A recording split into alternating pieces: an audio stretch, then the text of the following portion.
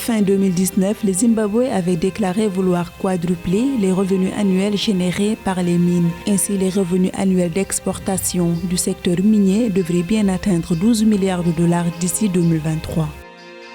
60 milliards de francs CFA est le montant que la société immobilière du Cameroun perd à cause de la pratique des loyers modestes. Selon les autorités de l'entreprise publique, une différence de 150 000 francs CFA est notée entre le standing de ces logements et ceux loués par les privés. Avec une enveloppe financière de 250 millions de dollars mobilisée au courant de ce mois, le groupe bancaire Kenyan Equity s'engage à accorder des prêts aux petites et moyennes entreprises du Kenya qui ont été touchées par la crise sanitaire du coronavirus. Ces fonds lui permettront aussi de renforcer sur 3 ans sa trésorerie.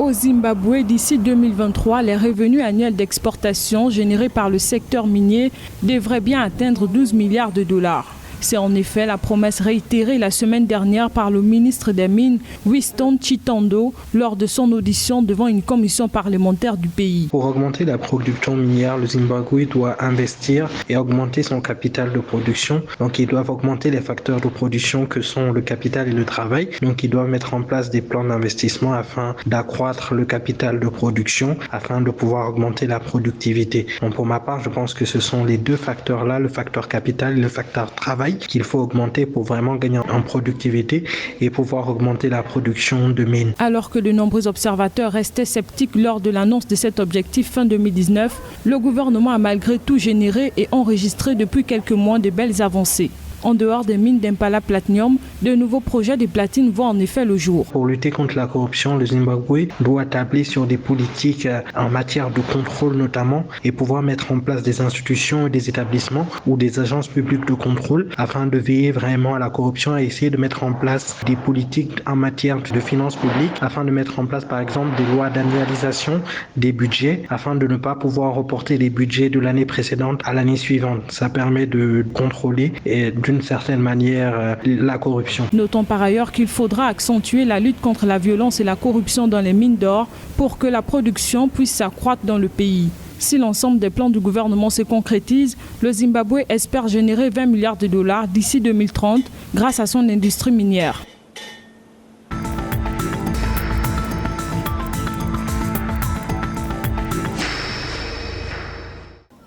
Au Cameroun, la pratique des loyers modestes fait perdre un montant global de 60 milliards de francs CFA à la société immobilière du pays. La direction générale de la société estime que ces logements, loués à 50 000 francs CFA par mois, sont pour le standing équivalent loué par les privés à 200 000 francs CFA. L'État du Cameroun pourrait assurer le paiement d'au moins 50% de ce montant en vue d'aider la société immobilière du Cameroun dont la trésorerie est plombée par la pratique de ces loyers bas. Pour rappel, au 31 décembre 2019, la société disposait d'un parc immobilier constitué de 5 329 logements.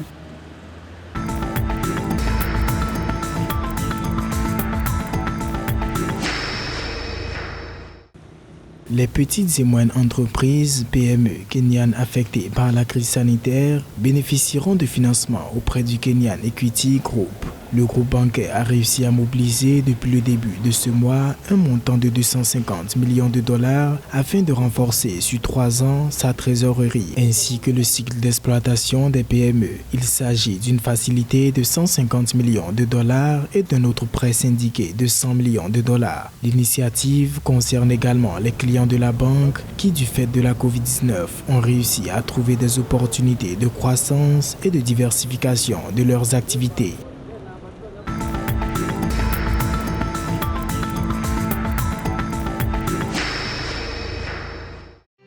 Le Maroc a reçu une manne financière de 85 millions d'euros qui devrait être destinée à la modernisation de son réseau autoroutier. Cette enveloppe budgétaire allouée par la Banque européenne d'investissement vise à améliorer la fluidité du trafic à travers la digitalisation des systèmes de paiement et l'installation des systèmes de télépéage selon la Société nationale des autoroutes du Maroc. Il est également prévu à travers ce projet la mise en place d'un système de suivi et de gestion du trafic qui donnera accès en temps réel aux conditions de circulation sur l'ensemble du réseau autoroutier du Maroc.